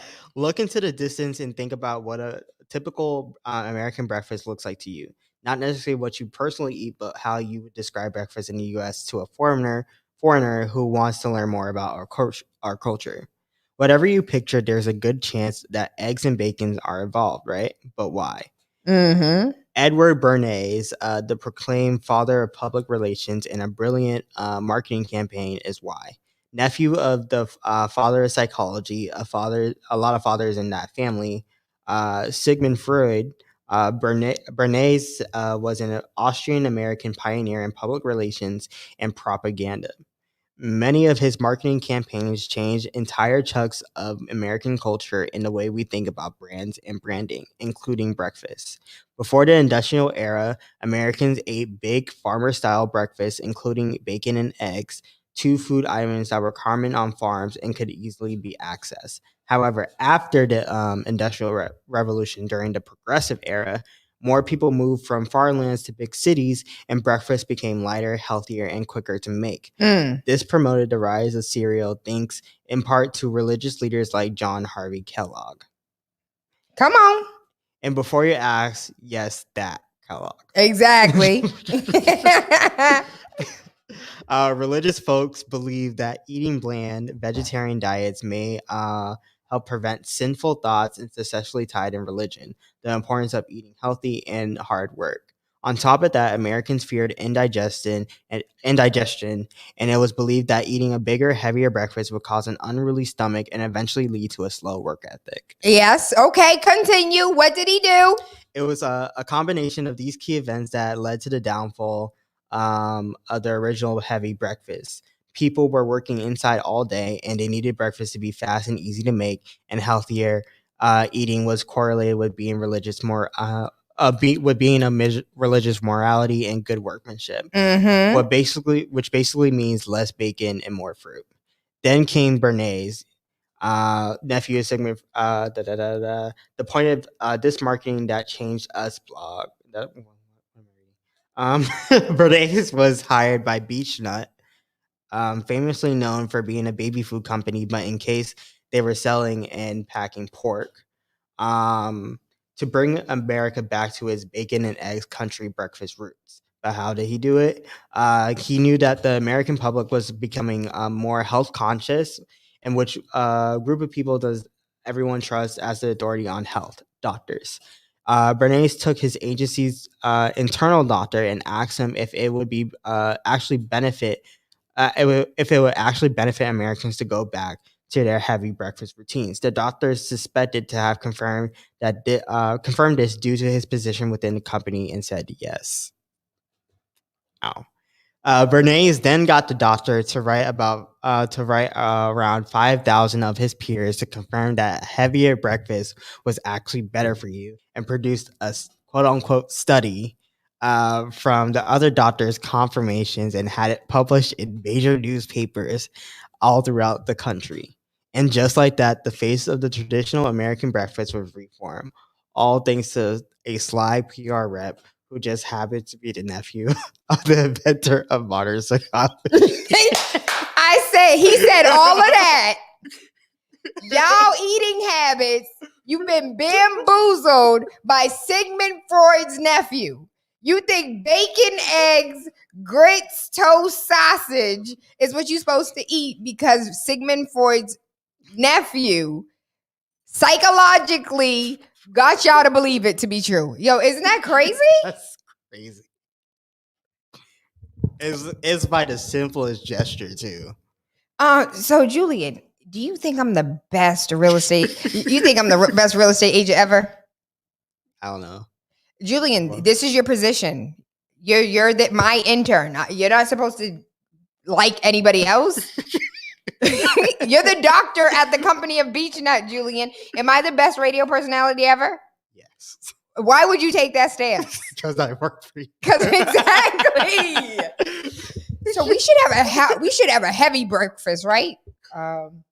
Is my job on the line? Yes, we should. Yo, could you imagine a conversation like, yo, they finna fire me. Can you write this?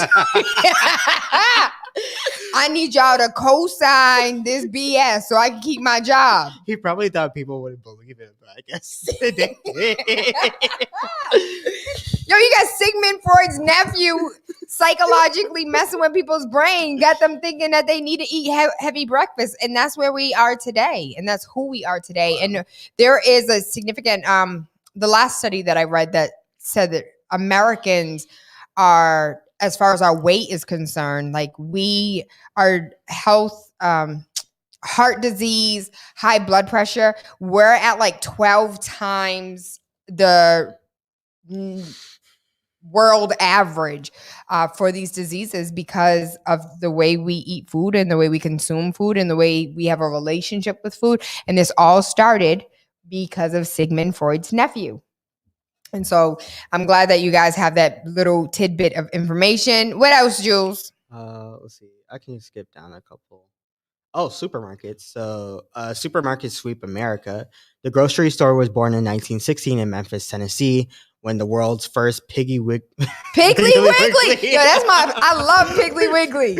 Piggly Wiggly opened. Their customers were dazzled by a huge selection of products arranged by category and marked down in price to reflect the new format's low overhead costs. By the 1950s, grocery stores had become supermarkets and were woven so deeply into the American landscape that Queen Elizabeth II and Prince Philip visited a Maryland supermarket in 1957 to see what all the fuss was about. So they still had markets? Like when you go outside and you go to individual people, they have markets? No, like a supermarket. I know, but Yeah. what I'm saying, like if they came to America to look at a supermarket, did they themselves still have market? Because when I don't remember going to it was like mini markets. It wasn't like New York type mini markets. Like small little bodegas, not necessarily like a huge like a Stop and Shop or anything. There was like one Target, but it was a Target, so it was like both like it had the super Target with food and stuff. Yeah, but I don't think it was a super Target. I don't remember. It was just Target. I think it was just regular Target. Yeah. So I remember when I was in Ethiopia. So Mercato, yes. So Mercato is like the market. It's the world's largest market with different vendors bringing whatever it is that they have to the market and selling products there. And there's literally no grocery stores in Ethiopia. I never saw a grocery store. You have like a little bodega, which literally is a shack about the size of this corner. And you don't even walk in. You walk up and they pass it to you like like the gas station. Yeah, yes, very much but most gas stations are still bigger than these little markets. And usually yes, hey Jaime. Jaime, they have grocery stores? Because when we were in Ethiopia, I didn't see no damn grocery stores. There were grocery stores in Ethiopia? I'll wait for her to respond. But that's why I went to Ethiopia with. You guys say, what's up to Jaime? What's going on, Jaime? So Jaime is Ethiopian, and she kidnapped me and took me on a 14-hour flight to Ethiopia. It was the best thing I did not see not one. I did not see. So apparently, I recant my statement. Apparently, Ethiopia does have grocery stores. We just didn't see them, and I didn't walk into one. So let me finish this out. Go ahead. So the last 30 years has witnessed radical changes in gargantuan growth. Can you come up with another adjective? Sorry, that's like the second time I saw that. With over 38,500 grocery stores now selling nearly $683 billion worth of goods per year. 683 billion? Billion. For grocery stores? Alone, yeah. Wow. So there was grains. I thought this was interesting. Milk consumption dwindles. Milk was not a part of the mainstream diet until after World War I, when it was propagandized as a kind of early superfood, a reputation that it would enjoy for decades. Milk, however, has fallen out of favor over the last 50 years. In 1975, the average American drank 130 liters of milk a year, compared to the 66 liters in 2017. Domestic sales have dropped by 15% since 2012 alone.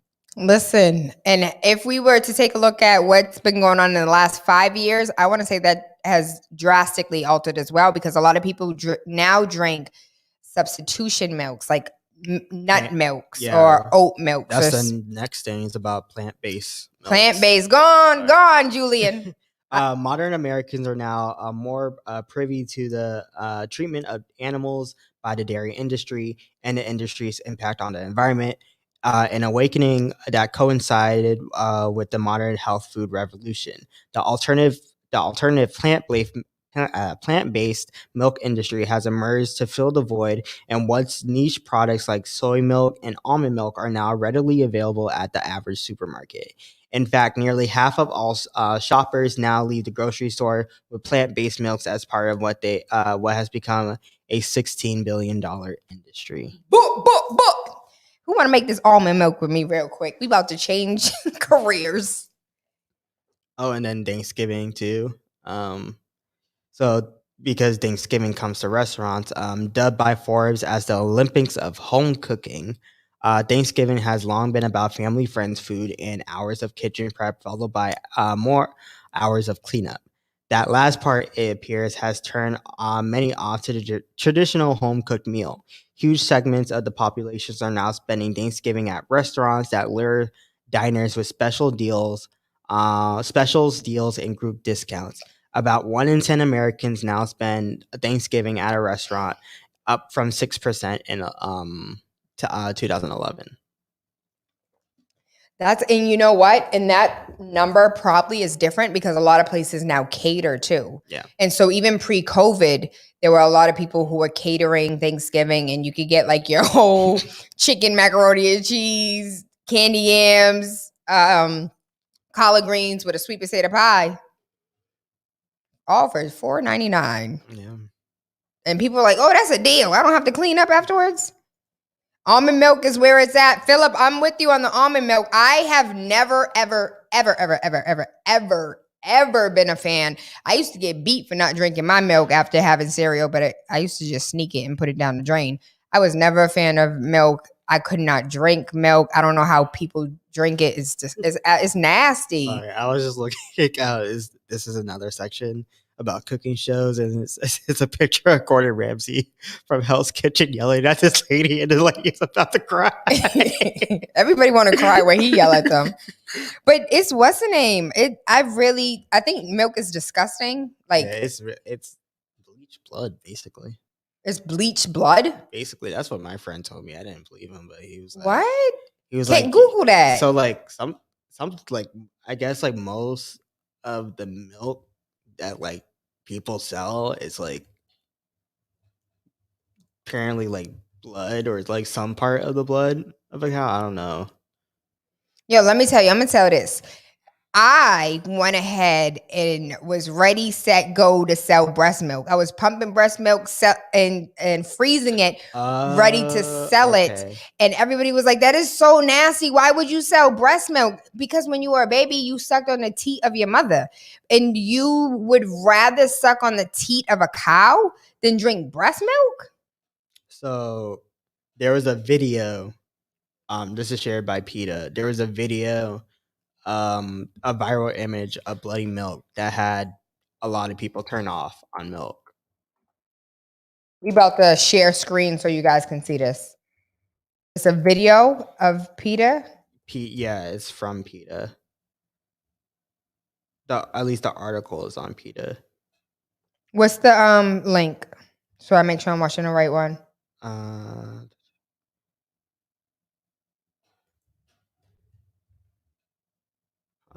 I didn't know that there was an old PETA campaign claiming that there were links between milk and autism. Oh, I heard about that. You did? Yeah. And they did, instead of doing got milk, they said got autism. Study have shown link between cow's milk and autism. Oh, yeah, here it is. You found it? Where's the link for the blood one? What's that link? It's a photo. So look up bloody milk video, PETA. Okay. It should be the first one. Bloody milk video. So it's the natural milk that comes out of cow before it gets white and pasteurized. Mm-hmm. Okay. So let's share screen. She said, y'all need to stop sharing non-facts from non-vetted sources. We are watching videos. Are you a baby cow? But is PETA not a vetted source? They are biased. I don't see what's in. They're very biased. I don't see the video. Ew. Ooh. Okay, I don't want to watch this no more. I'm done. I didn't find the video, but you could do your own due diligence. I don't want to watch it no more. My skin's crawling right now. Oh my gosh. Oh, okay. This is about organic food. Okay. Like 10 minutes. America goes. You didn't see what I saw.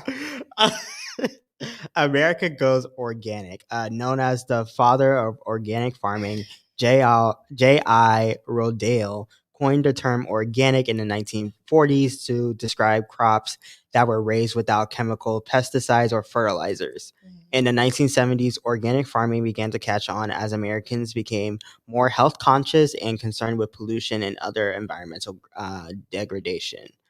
The last 50 years and the last 2 decades in particular have become a meteoric rise in the organic trend.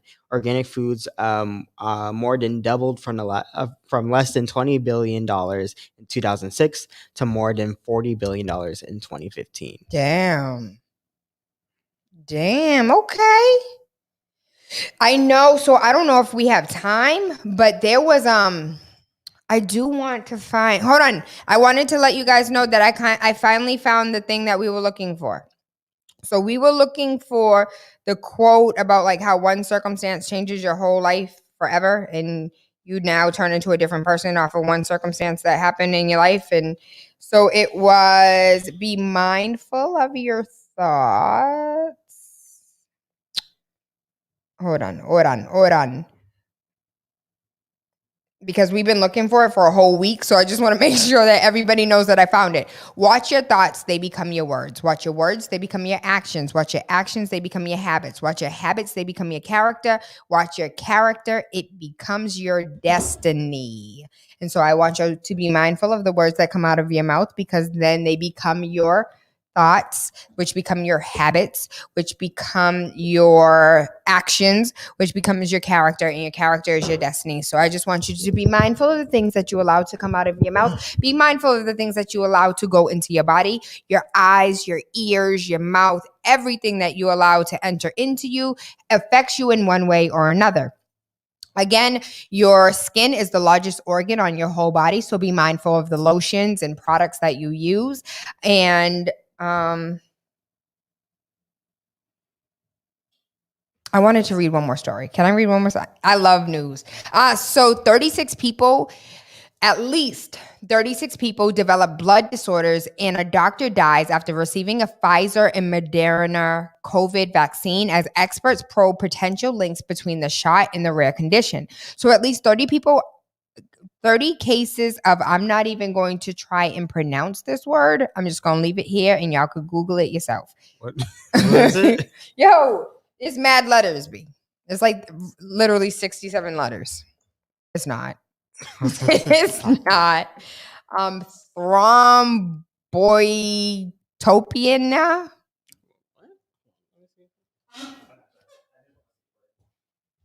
THROMBOCYTOPNENIA. Pronounce that. That word.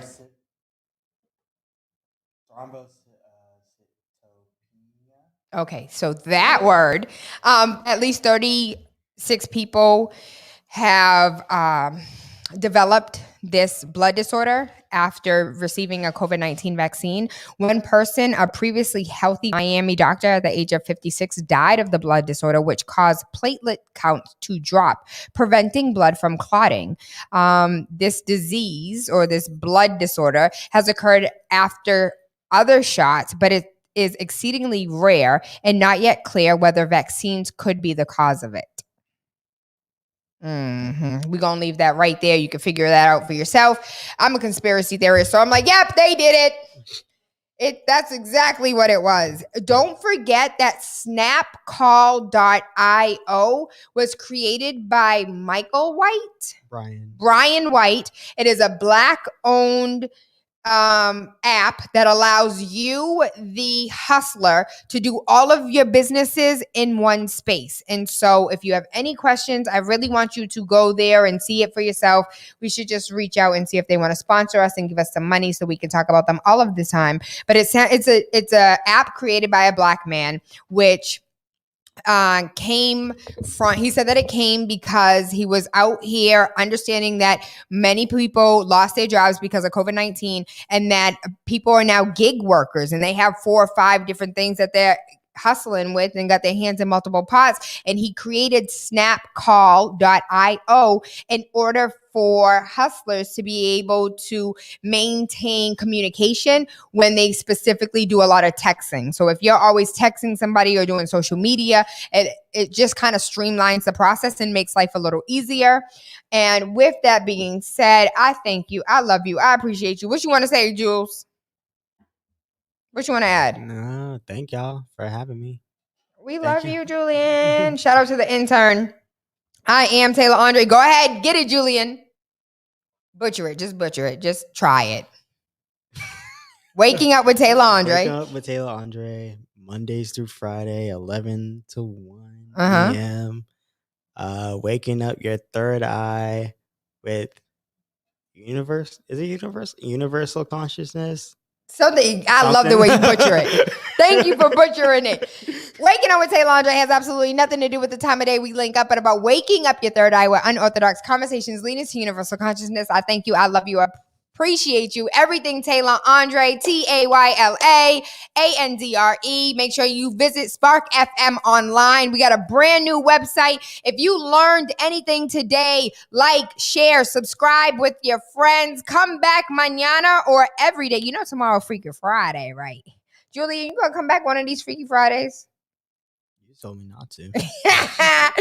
You over 18. You could come back. I hope you guys have an amazing day today. Everything Tayla Andre, head to the website. If you are listening to the show in your car or at work and want to watch some of the things that made my skin crawl, just head over to YouTube. And there's over like 600 shows for you to watch. So if you ever get bored, you got 600 hours worth of Tayla Andre. Mwah.